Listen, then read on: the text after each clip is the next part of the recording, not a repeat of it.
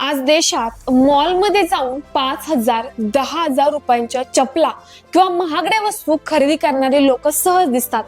पण हाच कांदा जेव्हा साधा 20 रुपये किलो दराने विकला जातो तेव्हा अनेक जण नाक मुरडताना दिसतात. लगेच लोकांच्या भुवया उंचवतात. 15 रुपये किलोने द्या असे शब्द ऐकायला येतात. मात्र त्या कांद्यामागे शेतकऱ्याने घेतलेली मेहनत, केलेला खर्च आणि घामाचं मोल किती आहे याचा विचार कोणी करतं का? आज राज्यातील अनेक कांदा उत्पादकांची परिस्थिती अत्यंत बिकट झाली आहे. बाजारात कांद्याला अक्षरशः कवडी मोल दर मिळत आहे.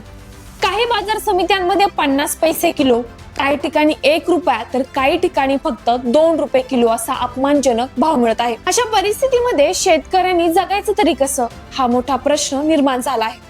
अशीच वेदनादायक घटना सोलापूर जिल्ह्यातील करमाळा तालुक्यातील अंकुश गुंजाळ यांच्या बाबतीत घडली. त्यांनी 2.5 एकर क्षेत्रामध्ये कांद्याची लागवड केली होती. बी बियाणं, खतं, औषधं, मजुरी, पाणी आणि इतर खर्च मिळून त्यांनी जवळपास 70,000 रुपये खर्च केले. मोठ्या आशेने त्यांनी कांदा बाजारात आणला, पण बाजारात गेल्यानंतर त्यांच्या कांद्याचे 3 ढीग करण्यात आले आणि त्याला अनुक्रमे 50 पैसे, 1 रुपये आणि 2 रुपये किलो असा दर मिळाला. ही फक्त गोष्ट नाही, सत्यात घडलेली घटना आहे. त्यातून त्यांना हातात फक्त 4,400 रुपये मिळाले. त्यातून हमालीचे 400 रुपये त्यांना द्यावे लागले.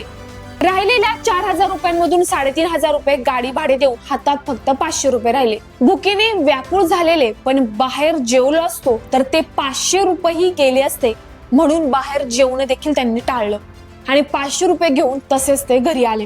ही परिस्थिती आहे आज कांदा उत्पादकांची. सरकार मात्र अजूनही गप्पच आहे.